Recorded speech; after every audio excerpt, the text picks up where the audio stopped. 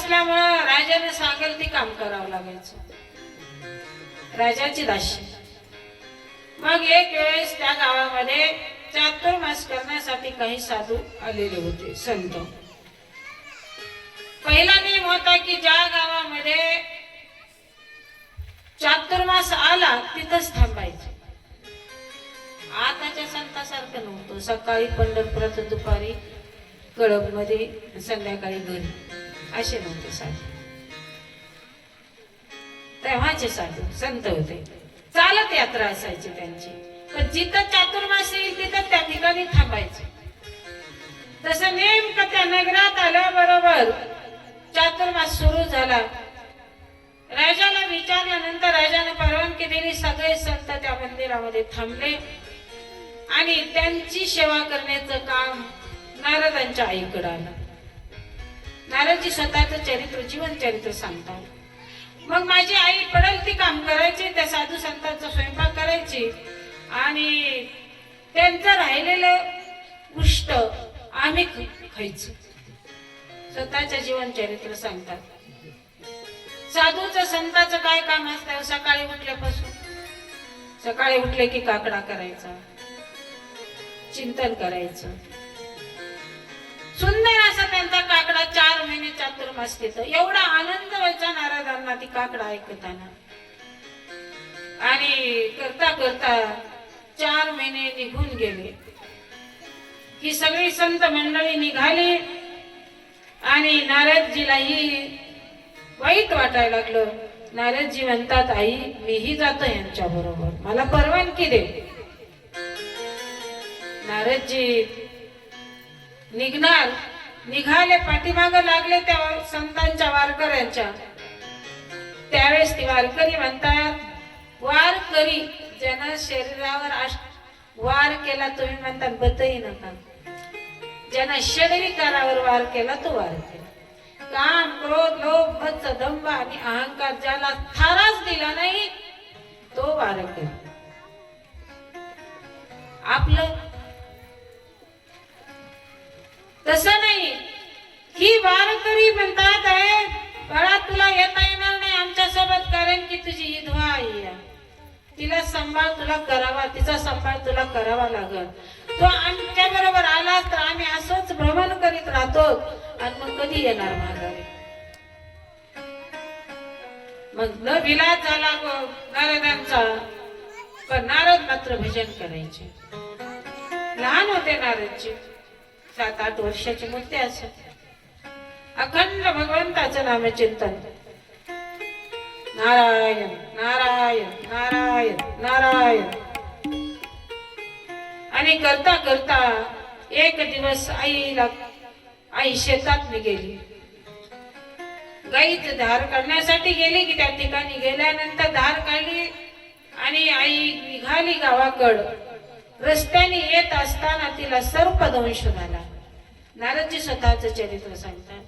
माझी आई त्याच ठिकाणी गतप्राण झाली. मग तिथून पुढे मी आईचं सगळं काही क्रिया केल्या आणि तिसऱ्या दिवशी अग्नी देत असताना आईला तीच अग्नीची काडी मी घेतली, माझ्या पर्णकुटीवर टाकली, आईला अग्नी दिली आणि मीही तसाच निघून गेलो हिमालयाकडे. कशासाठी? फिरण्यासाठी नाही, माझ्या भगवंताचं भजन करण्यासाठी. आणि नारदजी त्या हिमालयामध्ये राहतात. भजन करून करून मला भगवंताने विना दिला. ब्रह्मदेवाचे मी मानसपुत्र झालो म्हणून सांगितलं. नारदजी स्वतःच जीवनचरित्र सांगतात. आणि नारद त्याच ठिकाणी, हिमालयाच्या ठिकाणी भजन करायला लागलेले आहेत. आपल्याला किती 5ला बंद करायचं, जे पण हरिपाठ हे असेल ना त्यासाठी. नारायण नारायण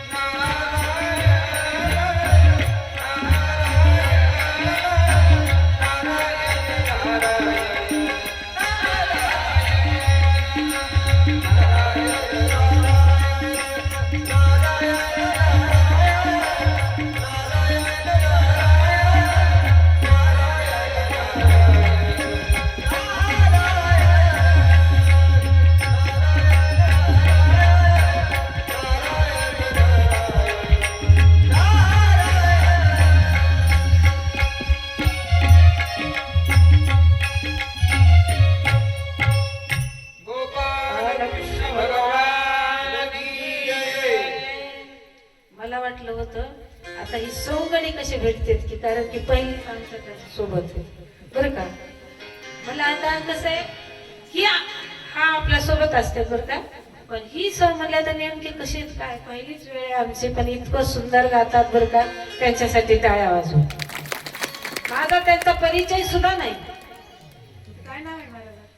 सुरेश सुरेश महाराज खोसकर. सुरेश महाराज खोसर आणि भैया पांडुरंग महाराज देवकर. पांडुरंग महाराज देवकर. ही देवकर सुद्धा म्हणलं कशात काय माहिती. आता देवकर तर आहेत तर म्हणलं देव तर करतात, पण कसे आहेत काय माहिती. पण खरंच सुंदर बरं का, कारण की पहिलीच वेळ आहे आमची ह्या ठिकाणी यायची दोघांची. अशा आमच्या कथा भरपूर चालू, पण माझे गायक अचानक म्हटल्यामुळे आम्हाला आता म्हणलं तुम्ही बघा यांना म्हणलं. सुंदर आहे बरं का, चांगलं गाय नाही. स्वतः कथा करते म्हणल्यानंतर आता आमचंच कुठं चुकतं तीच माझी तपासणी करते. असंच असतंय आमचं, कारण की सुंदर असं गायन आहे. आणि खरं सांगते भागवत कथेमध्ये गायन जर चांगलं असेल तर कथा करायलाही आनंद आहे. आणि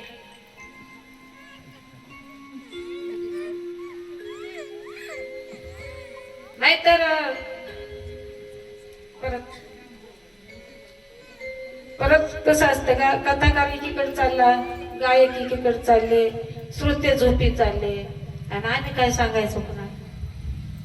असं सुंदर परत आणि नारदजी स्वतःच जीवन चरित्र सांगतात, अनुभव सांगतात. ही विना कुणी दिला म्हणून विचारल्यानंतर सांगतात मी ब्रह्मदेवाचा मानसपुत्र आहे. मानसपुत्र कशाला म्हणायचं, मानलेला पुत्र. तुम्ही म्हणतात मानसपुत्र म्हणजे नेमकं काय. ब्रह्मदेवाला आवडला म्हणून त्यांनी त्याला मानसपुत्र समजून सांगितलं. अशी कथा सुखाचार्य भगवंत नारदाची सांगतात. आणि पुढे जे आपल्याला काही कथा पाहायला, आपल्याला जोपर्यंत महाभारतामध्ये जाता येत नाही तोपर्यंत भागवतामध्ये जाताच येत. काही ठिकाणी काही असं सांगितलंय बाबा, ज्या ग्रंथामध्ये संत आणि भगवंत एकत्र आहे त्याला भागवत म्हणतात. महाभारतातील काही प्रसंग आहे कौरव आणि पांडवांचा. कौरव पांडवाचं युद्ध कशासाठी झालं, मग सांगितलं ना धनासाठीच. 11 पिढ्या होत, पण 12वी पिढी काय खाईल. तसा हा दुर्योधन इतका विचित्र होता. ह्या पांडवांना स्त्रीच्या टोकावर बसल एवढं सुद्धा, उग्र भागावर बसल तेवढं सुद्धा देत नाही म्हणला होता. किती परीक्षा घेतली पांडवांची. एवढी असणारी पतिव्रता आमची द्रुपदी माता सुद्धा त्यानं सभेमध्ये आणली. आणि हरल्यानंतर पांडवांना वनवासात पाठवलं. बरं, वनवासही संपला पण युद्धाला तयार झाले. युद्धाचा महाप्रसंग चालू झालेला आहे. युद्ध चालू झालेलं आहे. ह्याच्याकडे फक्त त्याचे कृष्ण भगवंत म्हणतात मी कुणाला पाहिजे, त्यानं हात वर करत. अर्जुन म्हणला मला फक्त तू एकटाच पाहिजेस. त्याला माहित होतं किती लोक असले एकच जर महत्वाचं असेल तरच उपयोग आहे ना. नाहीतर सगळेच उदो उदो बनायला असते, पण काढायला कोणीच नसते. इकडे घोषणा करायच्या मी आहे, ज्यावेळेस खाली पडतं तेव्हा उचलाय कोणीच नसते. तस अर्जुन म्हणला हे देवा, मला कुणाशीच काही घेणं देणं नाही, मला तूच माझ्याकडे फक्त एकटा ये, मला काही घेणं देणं नाही. युद्धातला प्रसंग, युद्ध चालू झालेलं आहे. पांडवाचं रोज कौरवाचे सैन्य असणार रोज मरायला सुरू आहे, पण इकडं पांडवाचं एकही मरत नाही. आणि युद्ध तर आता संपत आले, जवळ आले. आणि एवढ्याच वेळामध्ये भीष्माचार्याला बाण लागला. हे भीष्माचार्य शरपंजरीवर पडले. 1000 बाणाची शया झालेली आहे. आणि इकडेही असणारे पांडवाचं एकही मरत नाही. विचार करतो हा दुर्योधन काय करावं. मित्राला बोलावून घेतलं. मित्र कसा असावा. एवढे भीष्माचार्य, कृपाचार्य, द्रोणाचार्य सुद्धा अन्न जसं खातात तसं रक्त बनतं आणि जसं रक्त बनलं तसे विचार बनतात. एवढे भीष्माचार्य जवळ होते पण द्रौपदीला भर सभेत आणल्याबरोबर भीष्माचार्याने मान खाली घालावी लागली होती. कारण की दुर्योधनाचं अन्न खाल्लेलं होतं. मग आपण अन्न कुणाचं खायचं, कोणत्या पंक्तीत बसायचं आणि कोणत्या संगतीत जायचं हे आपली आपणच ठरवायचं.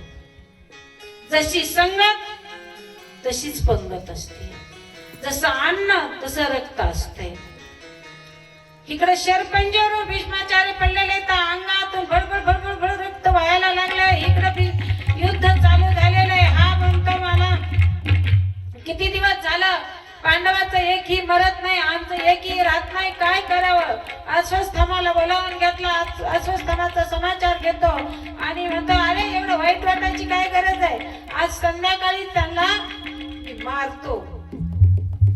आणि ही पाची पांडव आणि कृष्ण भगवंत मस्त असं ताणून पडलेले. अशा वेळेला गंगेच्या काठी फिरायला गेलेले तर ह्यांचे पाची पुत्र त्या ठिकाणी झोपलेले. तर ह्या अश्वत्थामाला वाटलं ही पाची पांडवाच इथं करत काही कथा.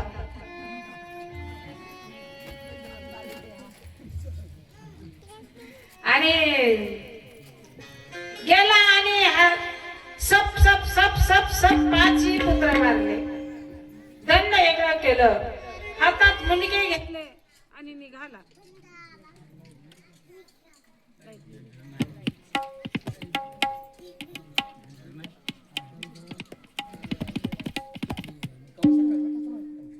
बाबा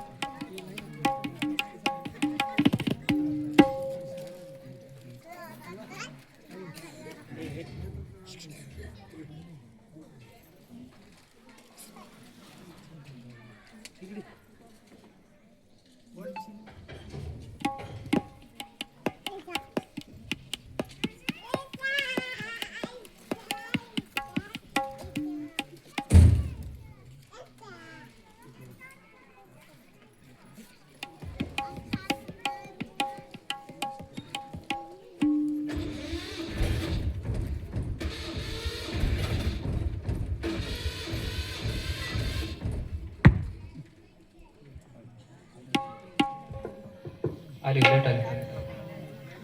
आणि दंडाने शिरा केलेले हा घेऊन निघाला. गेल्यानंतर दुर्योधनाला ते असणारे त्याच्या पुढे ठेवले ते दंड.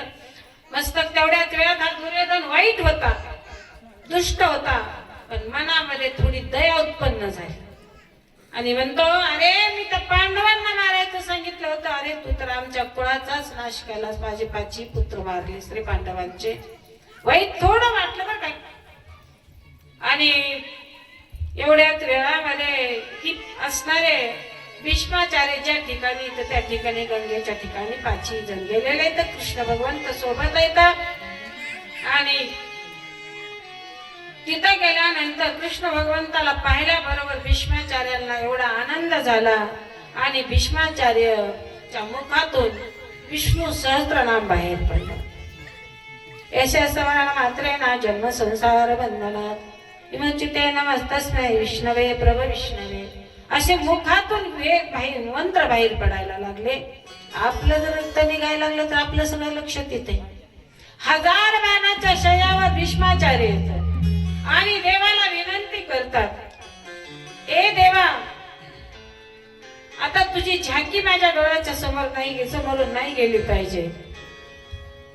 इतना तो करना स्वामी, इतना तो करना स्वामी, जब प्राण तन से करे इतना तो करना स्वामी जब प्राण तन से करे इतना तो करना स्वामी जब प्राण तन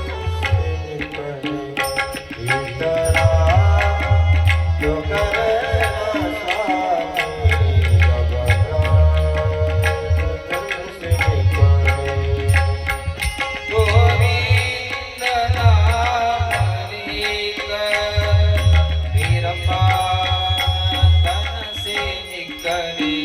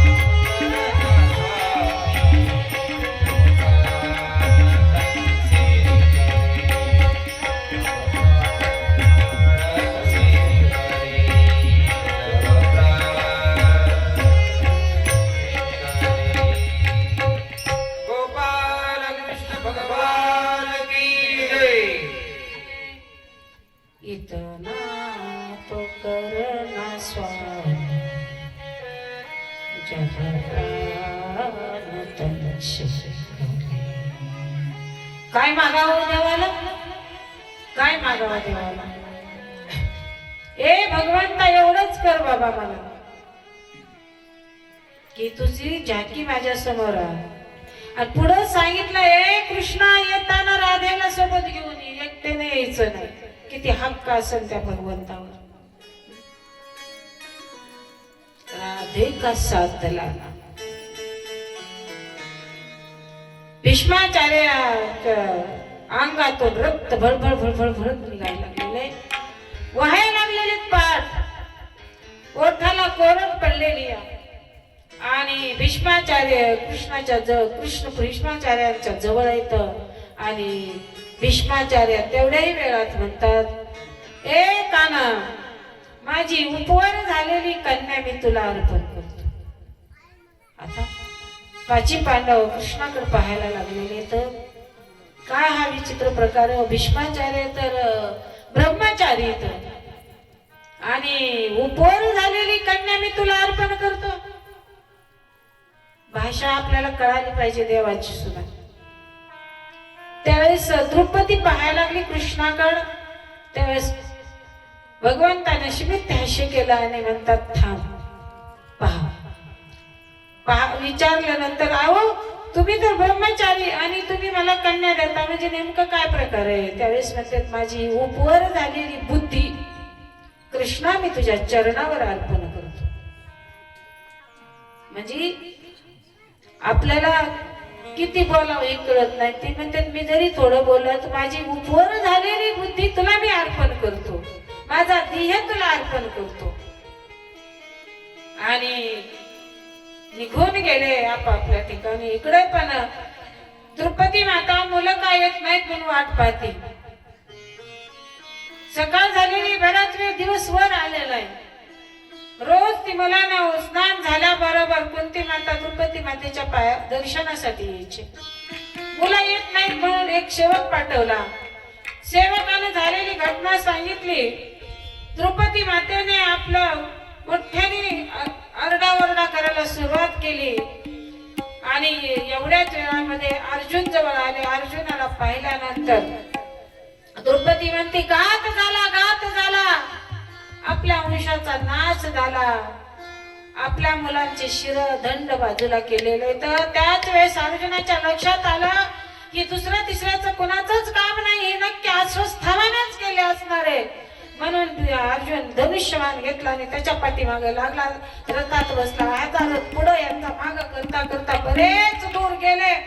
पण कृष्ण भगवंत अस्वस्थामाचा रथ थांबल्याबरोबर कृष्ण अर्जुनाला अडवला आणि अस्वस्थामाला पकडलं.